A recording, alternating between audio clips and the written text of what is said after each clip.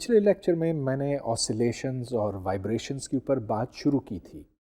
یاد رہے کہ آسیلیشن کا مطلب ہے کسی جسم کی متواتر حرکت، وہ حرکت جو ریپیٹ ہوتی ہو۔ ہر ایسی حرکت کا ایک ٹائم پیریڈ ہوتا ہے، وہ دورانیہ جس کے بعد ایک سائیکل مکمل ہوتی ہے۔ ہم نے یہ بھی بات کی تھی کہ اس سے متعلق ایک فریکوینسی ہے، frequency is the number of cycles per second, اور اس کے علاوہ ایک تیسری کوانٹٹی ہے جس کو ایمپلیٹیوڈ کہتے ہیں۔ وہ ایمپلیٹیوڈ یہ بتاتا ہے کہ اس آسیلیشن کا میگنیٹیوڈ، اس کی سائز کم ہے یا زیادہ۔ میں نے ابھی تک سمپل ہارمونک موشن کی بات کی ہے، لیکن سمپل ہارمونک موشن ایک بہت خاص قسم کی آسیلیشن ہے۔ یہ وہ آسیلیشن ہے جب ریسٹورنگ فورس ڈسٹنس کے پروپورشنل ہو۔ مطلب یہ کہ جب آپ کسی جسم، کسی سسٹم کو اپنی ایکولیبریم پوزیشن سے ہٹاتے ہیں تو پھر جو فورس اس کو واپس وہاں پر لاتی ہے، اگر وہ فورس ڈسٹنس کے پروپورشنل ہو، یعنی کہ اس کے اسکوائر یا کیوب یا کسی اور پاور کے proportional who, if f is proportional to x then it is simple harmonic motion۔ اب یہ x کیا ہے؟ مختلف سسٹمز کے لیے یہ مختلف ہو سکتا ہے۔ جو سب سے سادہ آسیلیٹر ہے وہ تو ایک پینڈولم ہے، سمپل پینڈولم۔ لیکن اب مزے کی بات یہ ہے کہ سمپل پینڈولم اصل میں مکمل طور پہ سمپل ہارمونک آسیلیٹر نہیں ہے۔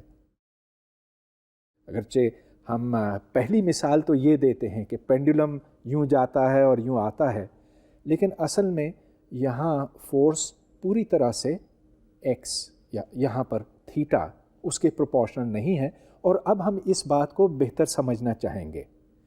تو چلیے یہ دیکھتے ہیں کہ ایک پینڈولم سمپل ہارمونک آسیلیٹر کس اپروکسیمیشن کے تحت بنتا ہے۔ تو سب سے پہلے فورس کا حساب لگائیے۔ نیچے کی طرف فورس کی ویلیو ہے mg، لیکن وہ کمپوننٹ جو اس کو ایکولیبریم کی طرف لے جاتا ہے، ہمیں اس کو سائن تھیٹا سے ملٹیپلائی کرنا ہوگا۔ چنانچہ restoring force mg sine theta کے برابر ہے، اور جب تھیٹا کی ویلیو 0 کے نزدیک ہوگی، مطلب یہ کہ اسمال آسیلیشنز، گویا کہ ہم تھیٹا کو بس اپنی ایکولیبریم پوزیشن تھیٹا ایکول 0 سے ذرا ہی ہٹا رہے ہیں، تو پھر ایسی صورت میں سائن تھیٹا تقریباً تھیٹا کے برابر ہے، تو ریسٹورنگ فورس mg تھیٹا بنی۔ اب نیوٹنز لا اپلائی کیجئے۔ نیوٹنز لا ہے mass into acceleration is equal to the force. Acceleration کے لیے ہمیں x چاہیے، اور x ہے L انٹو تھیٹا، جیسا کہ آپ اس ڈائیگرام میں دیکھ رہے ہیں۔ تو جب آپ اس کو ڈیفرینشیٹ کریں گے تو L چونکہ کانسٹنٹ ہے، اس واسطے d2x by dt squared is L into d2 theta by dt squared. یہاں سے پھر یہ ایکویژن بنتی ہے m into d2x dt squared is equal to minus mg over L into x۔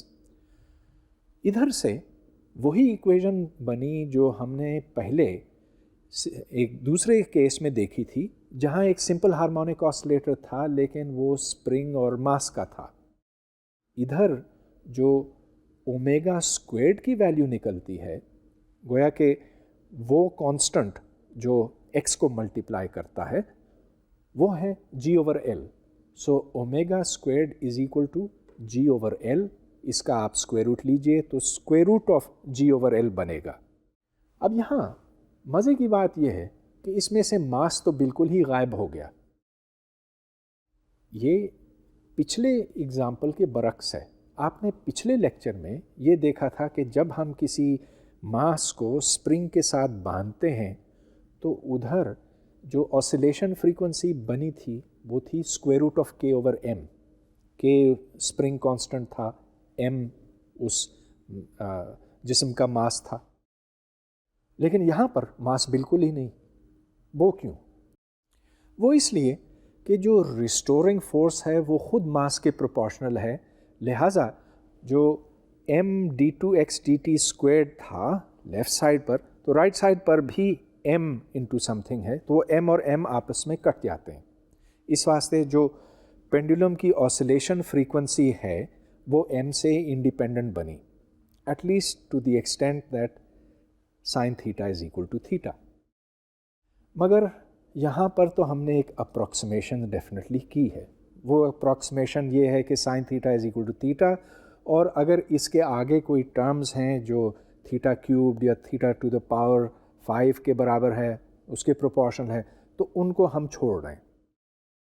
لہٰذا جیسا کہ میں نے شروع میں کہا تھا، جو پینڈولم ہے یہ آسیلیٹر ضرور ہے، لیکن سمپل ہارمونک آسیلیٹر صرف ایک اپروکسیمیشن میں ہے. دوسرے یہ کہ یہاں پر ہم نے اس ماس کو ایک پوائنٹ ماس تصور کیا ہے، لیکن ایسی آپ کو انگنت مثالیں ملیں گی کہ آپ کسی جسم کو یوں اپنی ایکویلیبریم پوزیشن سے ہٹاتے ہیں اور پھر وہ جسم آسیلیٹ کرتا ہے. اس کو ہم فزیکل پینڈولم کہیں گے یا ایکچوئل باڈی کہیں گے، جو کچھ بھی ہے. اس کا آسیلیشن ہم نکال سکتے ہیں، لیکن اس کے لیے ہمیں تھوڑی سی زیادہ محنت کرنی پڑے گی. تو یہ ایک جسم ہے یہاں پہ، اس کو ہم نے فزیکل پینڈولم کہا ہے. اس کے اوپر جو ٹارک ایکٹ کرتا ہے وہ ہے -mg/d سائن تھیٹا. اور یہ d کیا ہے؟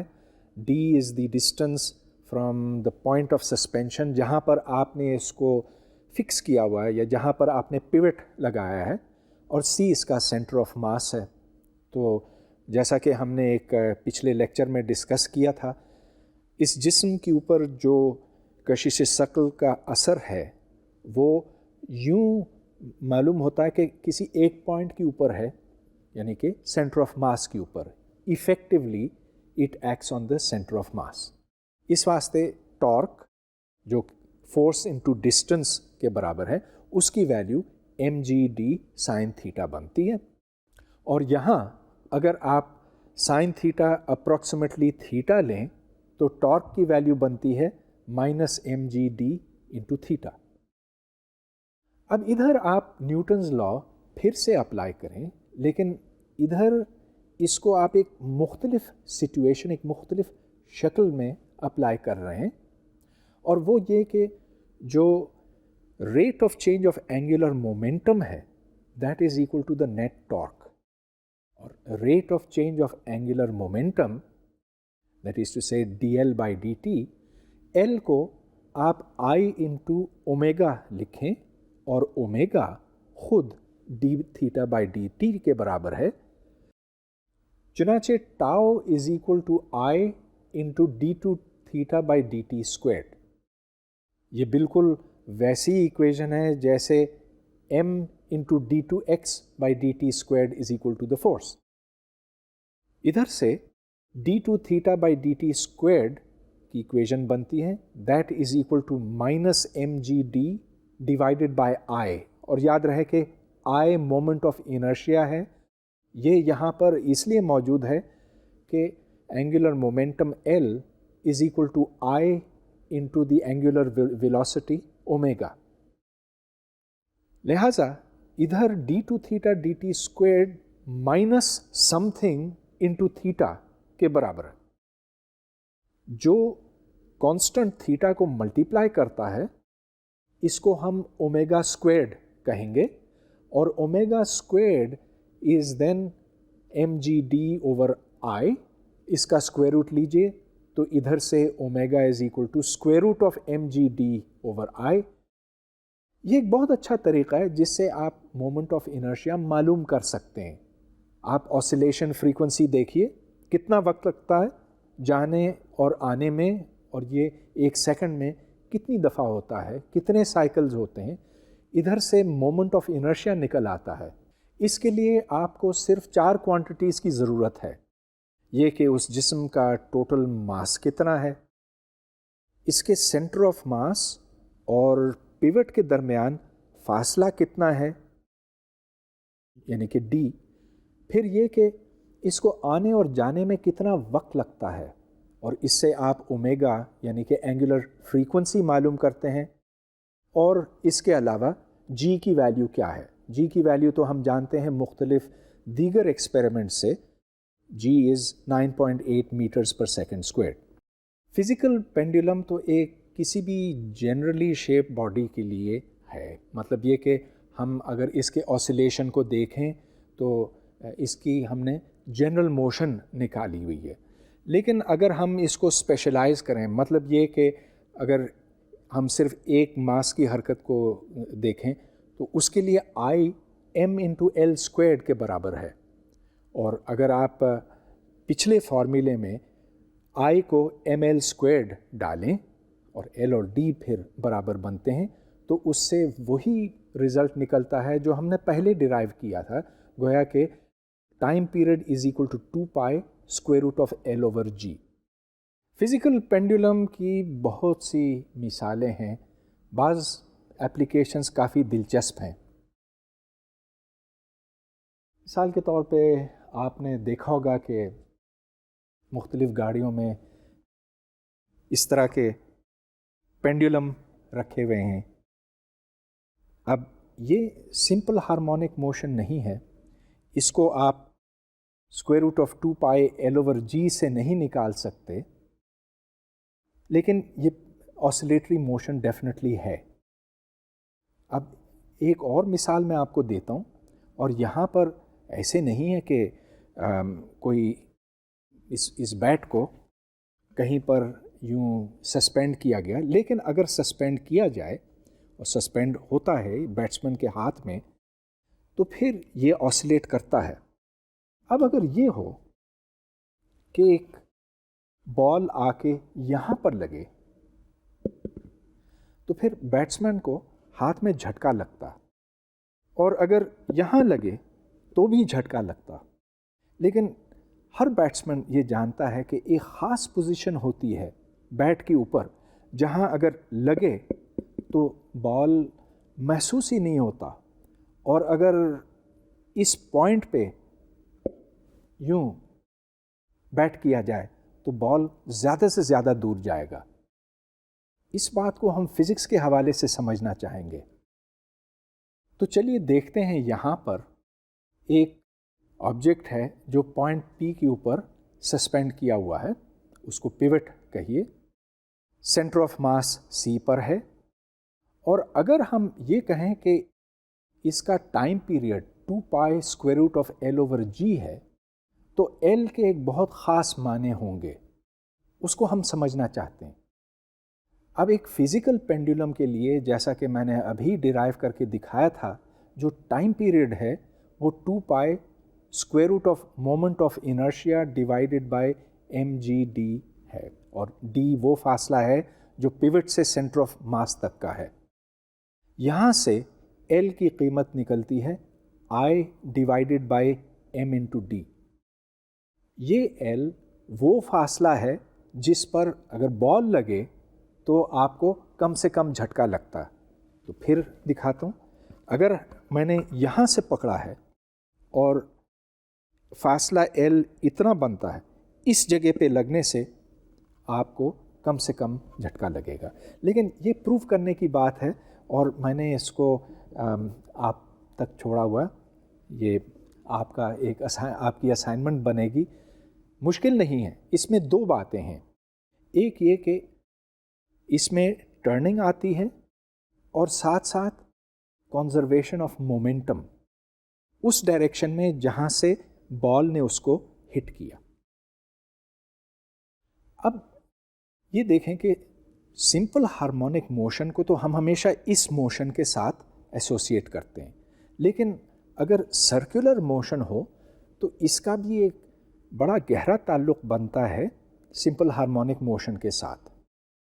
فرض کیجئے کہ ایک جسم ایک دائرے میں گھومتا ہے، اگر ہم اس کے پروجیکشنز لیں ایکس اور وائی ڈائریکشن کے along، تو پھر یہ پروجیکشنز سمپل ہارمونک موشن کے تحت چلتے ہیں۔ اس ڈائیگرام میں ایک جسم کانسٹنٹ سپیڈ v کے ساتھ ایک دائرے میں گھوم رہا ہے جس کا ریڈیس r ہے، تھیٹا کی ویلیو اومیگا ٹی کے برابر ہے اور اومیگا کانسٹنٹ ہے، چنانچہ x r कोसाइन थीटा है और थीटा ओमेगा टी है। अब अगर आप इसको डिफरेंशिएट करें तो ax यानी कि d2x/dt², इसकी value minus omega squared x निकलती है, और वो इसलिए कि जब आप कोसाइन ओमेगा टी को डिफरेंशिएट करते हैं तो उससे minus omega sine omega T निकलता है। एक बार फिर डिफरेंशिएट कीजिए तो उससे minus omega squared cosine omega T निकलता। चुनाचे जो मोशन x डायरेक्शन के अलोंग है वो सिंपल हार्मोनिक है, और इसी तरह अगर आप y डायरेक्शन को देखें तो वहाँ ए Y minus omega squared y बनता है। अब अगर आप दो मोशंस लें और दोनों सिंपल हार्मोनिक हों तो उनका नतीजा क्या बनता है? मतलब ये कि जब आप दोनों मोशंस को ऐड करते हैं तो फिर जो रिजल्टिंग मोशन है उसकी शक्ल व सूरत क्या होगी? इसको अब हम ज़रा तफसील से समझना चाहेंगे। x1 a1 sine omega T है और x2 a2 sine omega T plus phi है। फाई यहाँ कोई सा भी फिक्स्ड एंगल है, मतलब ये कि फाई वक्त के साथ नहीं तब्दील होता, इसको हम कांस्टेंट फेज कहते हैं। तो ये दो डिस्प्लेसमेंट्स हैं x1 और x2, इनको हम ऐड करते हैं तो x is equal to x1 plus x2, जिसका मतलब यह है कि this is a1 sine omega T plus a2 sign of omega T plus phi. अब चूँकि ट्रिग्नोमेट्री में आपने साइंस को ऐड करना सीखा है तो चलिए इसको हम दोबारा उस हवाले से देखते हैं। Sign of omega T plus phi को हम खोल सकते हैं और इसका रिज़ल्ट है a2 sine omega T cosine phi plus a2 sine phi cosine omega T. अब इसको थोड़ा सा रीअरेंज कीजिए तो sine omega T into a1 plus a2 cosine phi plus cosine omega T into a2 sine phi. अब a1 plus a2 cosine phi को आप कुछ और कहें, इसको हम r इंटू कोसाइन थीटा कहेंगे। तो a2 साइन फाई फिर r साइन थीटा बनता है। लिहाजा जो टोटल डिस्प्लेसमेंट है वो बनती है r into sine of omega T plus theta.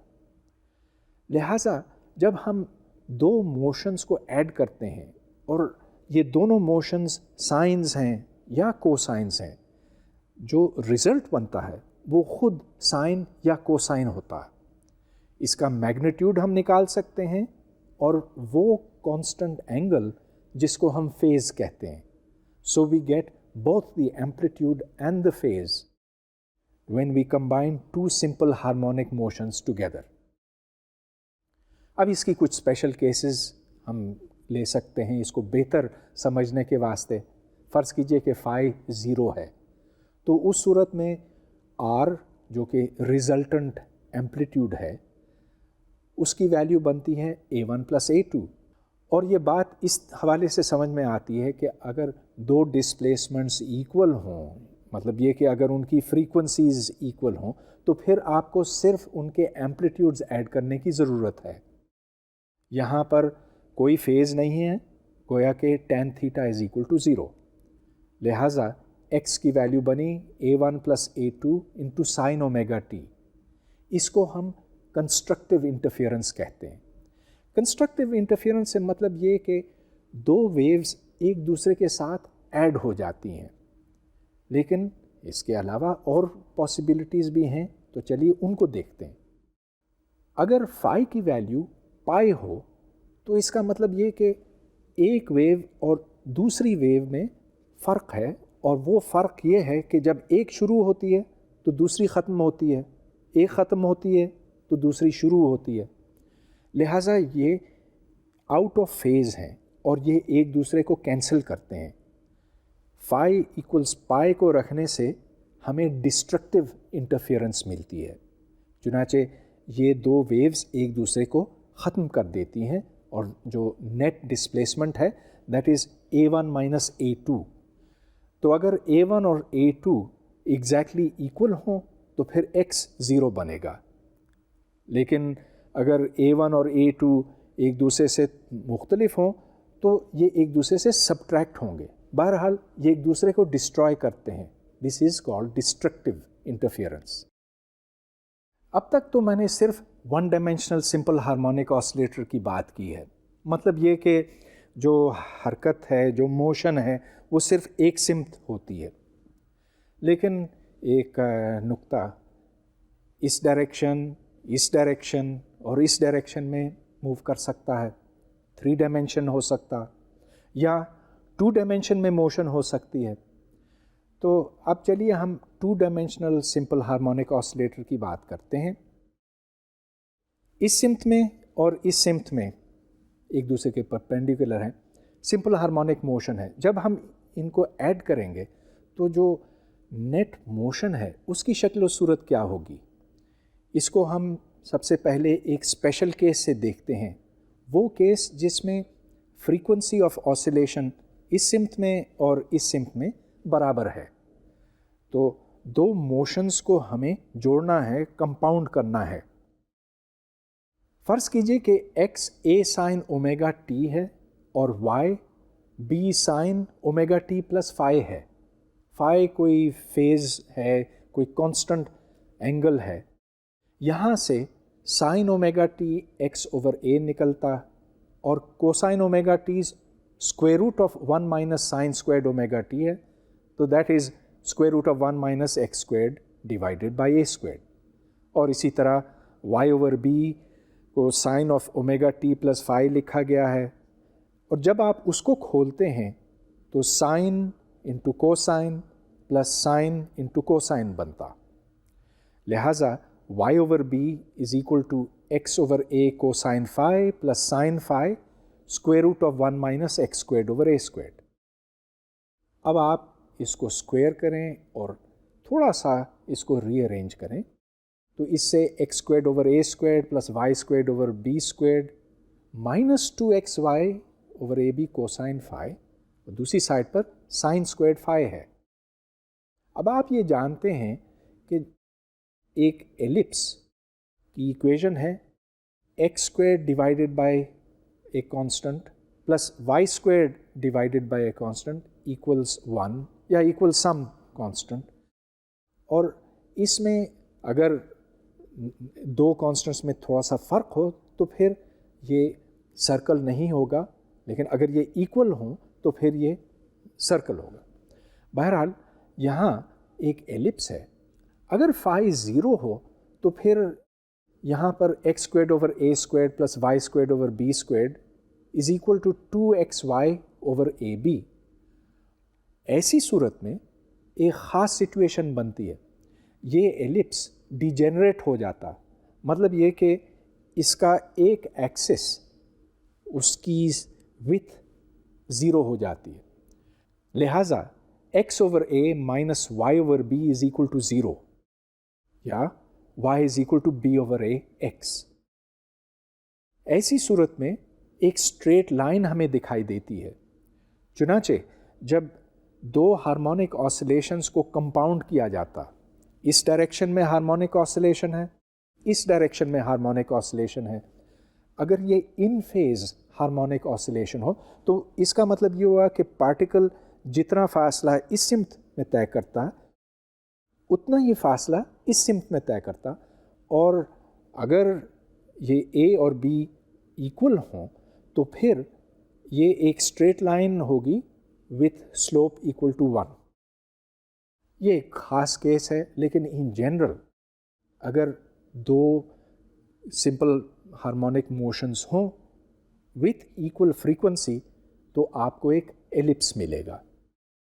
اگر آپ فائی کو پائی کے برابر ڈالیں تو پھر x over a plus y over b is equal to 0، اور یہاں سے ایک اسٹریٹ لائن ملتی ہے.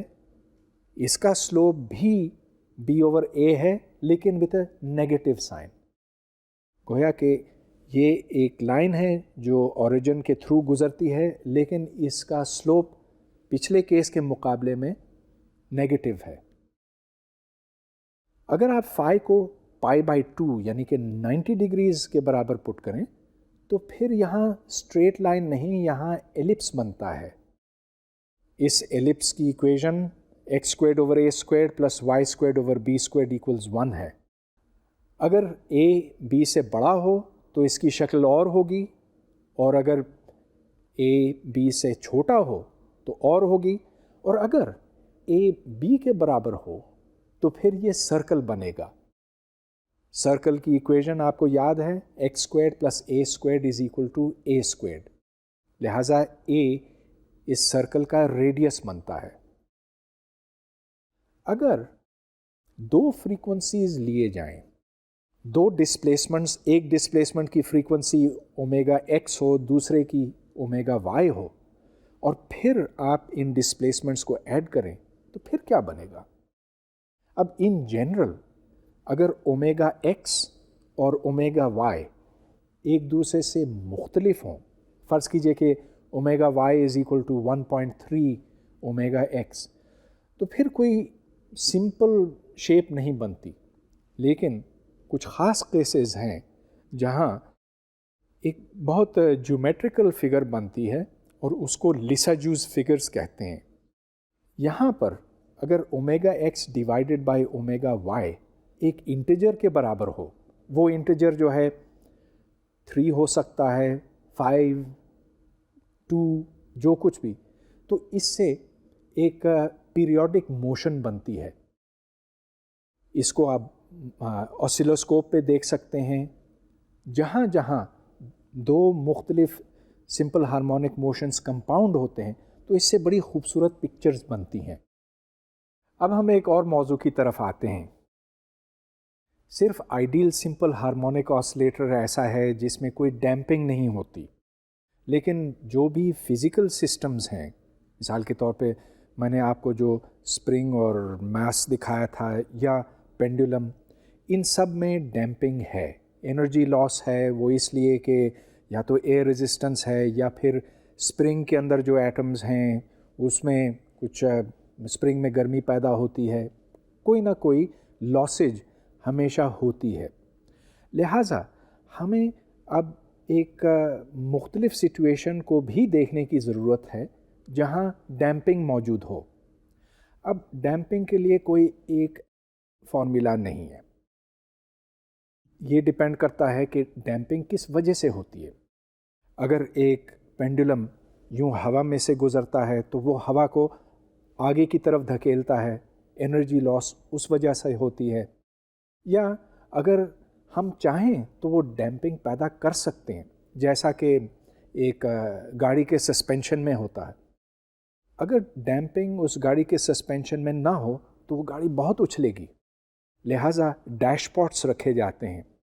یہ پسٹن ہے اور پسٹن کے ساتھ کوئی فلوئڈ ہوتا ہے، یہ ایک بند ڈبے میں ہوتا ہے، اور پسٹن جب اوپر نیچے جاتا ہے تو گاڑی کی موشن جو ہے وہ ڈیمپ ہو جاتی ہے، اور یہ ہم چاہتے ہیں کہ ڈیمپنگ ہو۔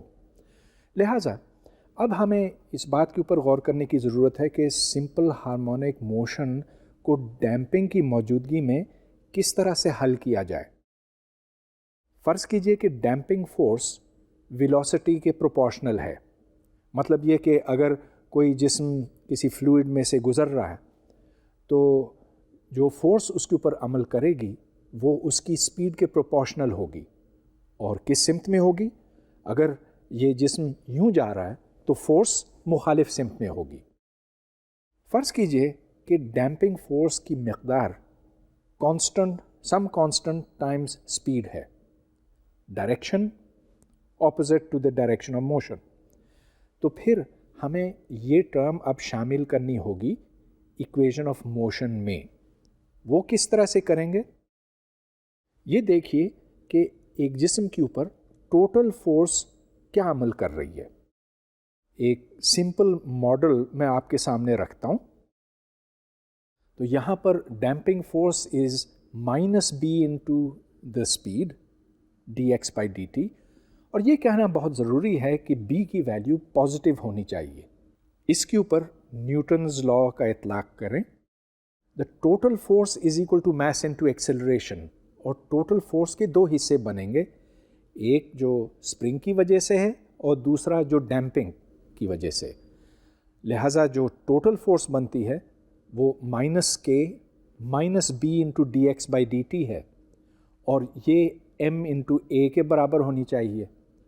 a आप जानते हैं D to x by D T squared है, तो जो इक्वेशन बनी वो m into D to x D T squared plus b into D x by D T plus के एक्स है। अब याद रहे कि जब b की वैल्यू ज़ीरो थी, यानी कि आइडियल लॉसलेस हार्मोनिक ऑसिलेटर, तो उस वक्त इक्वेशन हमारी बनी थी m D to x D T squared plus के x is equal to zero. अब फ़र्क सिर्फ ये है कि b का इसमें इजाफा हुआ। अब चलिए हम इसको सॉल्व करते हैं, मगर सॉल्व कैसे करेंगे? इसमें अगर आप साइन ओमेगा टी या कोसाइन ओमेगा टी लगाएं तो फिर बात नहीं बनेगी। वो इसलिए नहीं बनेगी कि जब आप इसको दो दफ़ा डिफरेंशिएट करते हैं तो साइन या कोसाइन बनता, लेकिन जो D x by D T वाली टर्म है, गोया कि जो डैम्पिंग टर्म है, अगर D to x D T square में साइन है तो उसमें कोसाइन होगा। तो यहाँ हम सिर्फ साइन और कोसाइन से गुजारा नहीं हो सकता, यहाँ हमें एक्सपोनेंशियल फंक्शन की ज़रूरत पड़ेगी।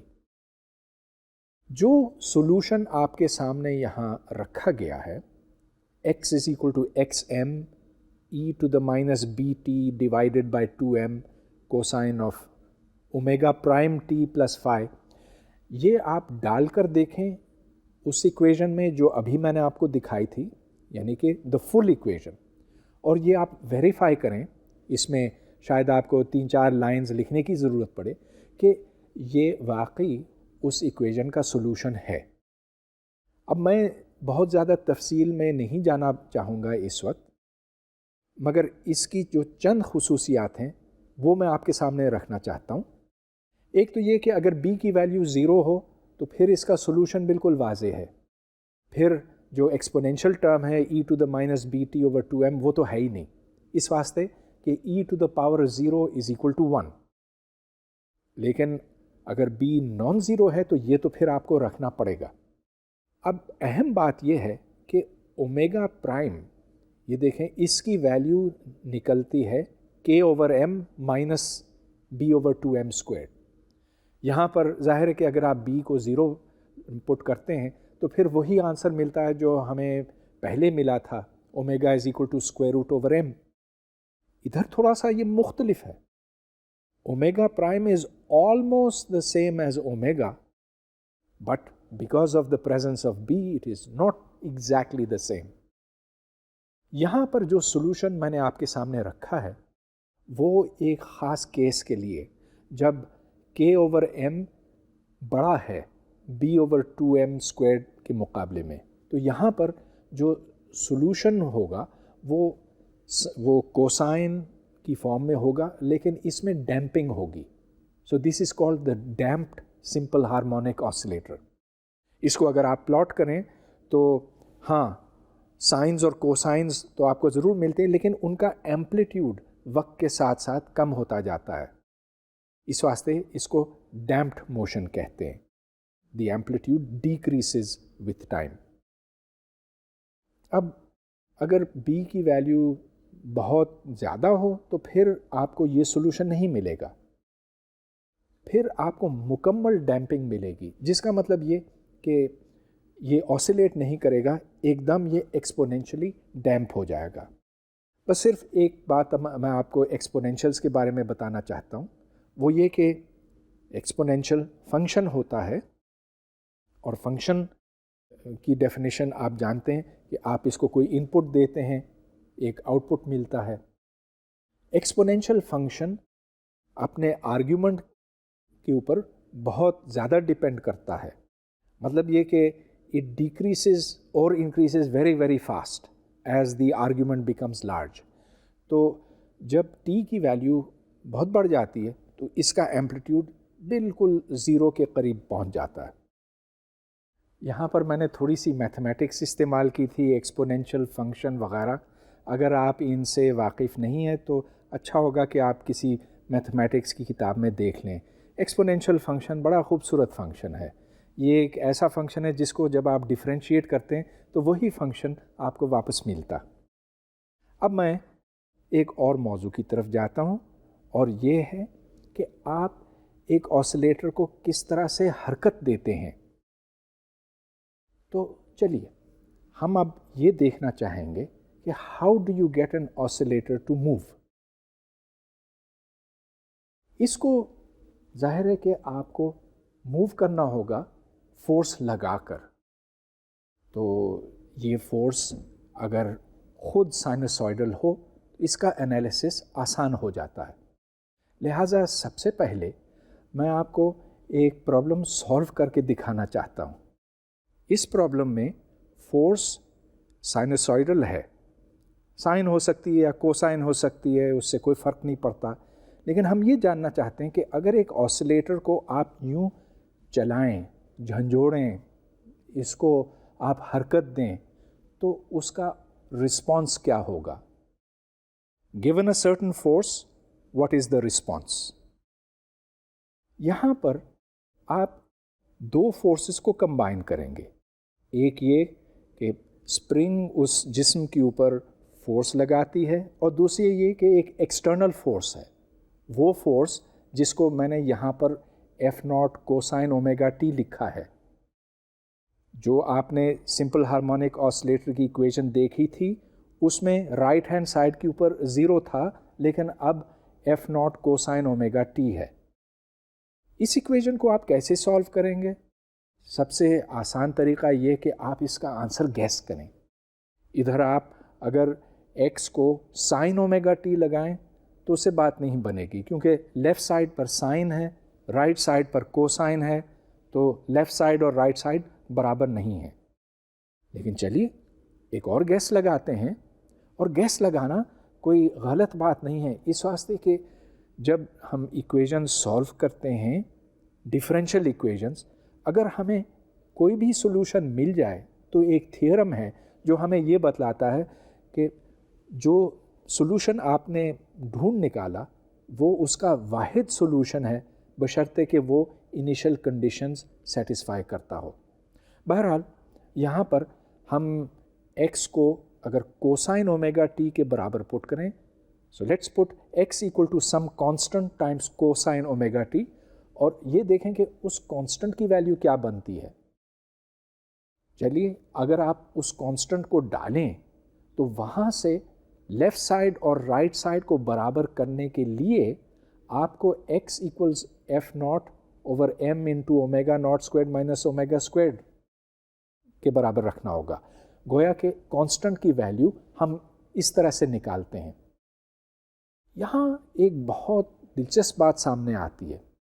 جو رسپانس ہے، مطلب یہ کہ آپ نے جو اس کے اوپر فورس لگائی تھی، اگر وہ فریکوینسی جو آپ نے اپلائی کی تھی اور جس کو ہم نے اومیگا کا نام دیا ہے، اگر وہ اومیگا ناٹ کے برابر ہو تو پھر تو ڈینومینیٹر میں 0 آ جاتا ہے، جس کا مطلب یہ کہ سولوشن بظاہر تو بے معنی ہو جاتی. یہاں پرابلم ایک ہے.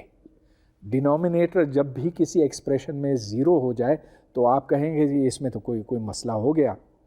لیکن وہ مسئلہ صرف اس لیے ہے کہ ہم نے یہاں پر ڈیمپنگ بالکل نہیں رکھی ہے. چنانچہ اگر ہم یہاں اس کو ٹھیک طرح سے سالو کرتے، مطلب یہ کہ بی کو ہم 0 نہ پٹ کرتے، ڈیمپنگ کو اس میں سے غائب نہ کرتے، تو پھر ہمیں یہ انفینٹی سے سابقہ نہیں پڑتا. پھر سولوشن البتہ زیادہ کمپلیکیٹڈ ہو جاتا. مگر اس کے سولوشن کو آپ دیکھیں ایک بار پھر سے، تو سولوشن ہے x is equal to F0. Well it is proportional to F0. آپ جتنی زور سے اس کو جھنجھوڑیں گے تو اتنی زور سے یہ آسیلیٹ کرے گا. ایمپلیٹیوڈ بڑھے گا جیسے جیسے آپ F0 کو بڑھائیں گے. اس کے ڈینومینیٹر میں m بھی ہے. m is the measure of inertia. کتنا ماس آپ نے ڈالا. اگر اس آسیلیٹر کا ماس زیادہ ہے تو وہ آہستہ آسیلیٹ کرے گا. اس کے ایمپلیٹیوڈ کی مقدار کم ہوگی، اور پھر جیسا کہ میں نے ابھی ڈسکس کیا وہ فیکٹر بھی ہے omega not squared minus omega squared, اور یہ کوسائن اومیگا ٹی کو ملٹیپلائی کرتا۔ مطلب یہ کہ جب آپ ایک آسیلیٹر کو ایکسائٹ کریں گے، اس کے اوپر فورس اپلائی کریں گے، تو جو رسپانس ہے وہ اسی فریکوینسی کا ہوگا، لیکن اس کا ایمپلیٹیوڈ یہ آپ کی ایکویشن ڈٹرمن کرے گی، اور وہ ابھی ہم نے ڈٹرمن کیا۔ تو یہ تو بڑی سمجھ لیجئے کہ ایبسٹریکٹ باتیں ہیں، آخر ایکویشن کو ہمیں سمجھنے کی ضرورت ہے، اور سب سے اچھا یہ ہوتا جب آپ اس کو عملاً دیکھ سکیں۔ تو ایک چھوٹا سا ایکسپیریمنٹ میں نے آپ کے سامنے رکھا ہے، اس میں دو آسیلیٹرز ہیں، دو جوڑے ہیں یہ کہنا چاہیے، ایک جوڑا یہ ہے اور ایک جوڑا یہ ہے۔ یہ جو دو آسیلیٹرز ہیں ان کی فریکوینسیز برابر ہیں، کیونکہ جو ٹائم پیریڈ ہے that is 2 pi square root of L over G, اور ان دونوں کا ایل برابر ہے، یہ دیکھیں، اور ان دونوں کا ایل برابر ہے۔ یہ میں ڈسکس کر چکا ہوں کہ اس سے نہیں فرق پڑتا کہ یہ بھاری ہیں اور یہ ہلکے ہیں، mass does not influence the period of oscillation or the frequency۔ اچھا، اب میں اس ایک ماس کو حرکت دیتا ہوں، دیکھیے کیا ہوتا۔ اب جیسے جیسے یہ حرکت کرتا تو یہ تار کو ہلاتا ہے، اور تار پھر اس آسیلیٹر کو چلاتی ہے۔ اب یہ دیکھیں کیا ہو رہا ہے، جس کو میں نے چلایا تھا وہ تو تقریباً رک گیا، دوسرا ساری موشن اس وقت لے رہا ہے، اور اب یہ سلو ہو رہا ہے اور دوبارہ انرجی اس دوسرے کو دے رہا ہے، یہ سلسلہ چلتا رہے گا۔ لیکن آپ دیکھیں کہ یہ جو دو ماسز ہیں، جو دو دوسرے آسیلیٹرز ہیں، یہ کوئی زیادہ اس سے متاثر نہیں ہوئے، وہ اس لیے کہ ان دونوں کی فریکوینسیز برابر تھیں، جو اور ان دونوں کی برابر ہے۔ ابھی جو تھوڑی دیر پہلے آپ نے ڈینومینیٹر دیکھا تھا اومیگا مائنس اومیگا ناٹ، وہ یہ بتاتا ہے کہ when the driving frequency equals the natural frequency، اور یہاں نیچرل فریکوینسی سے مطلب ہے اومیگا ناٹ، جو آپ نے دیکھا تھا square root of L over G کے برابر ہے، تو وہاں پر ریزوننس پیدا ہوتا۔ ریزوننس کا فینومینن بہت زیادہ اہمیت رکھتا ہے فزکس کے ہر شعبے میں۔ ریزوننس سے مطلب یہ کہ جب آپ ایک آسیلیٹر کو چلاتے ہیں اور اس فریکوینسی سے چلاتے ہیں جو اس کی نیچرل فریکوینسی ہے، جیسے پینڈولم ہے square root of L over g, spring ہے تو square root of k over m, جو بھی اور سسٹمز ہم نے ابھی تک دیکھے، جو ٹارشنل آسیلیشنز ہیں ان کی بھی ایک مخصوص فریکوینسی ہوتی ہے، وہ نیچرل فریکوینسی کہلاتی ہے، وہ فریکوینسی ہے جو فری آسیلیشنز کی ہے۔ تو غرض یہ کہ جب بھی آپ ایک سسٹم کو ایکسائٹ کرتے ہیں اس کی ریزوننس فریکوینسی پہ، تو اس سے آپ کو میکسیمم ایفیکٹ ملتا ہے، میکسیمم ڈسپلیسمنٹ ملتی ہے۔ اب یہ دیکھیں کہ میں اس کو روک کر یہاں پر ریزوننس تلاش کرتا ہوں، تو اب میں چلیے اس کو چلاتا ہوں۔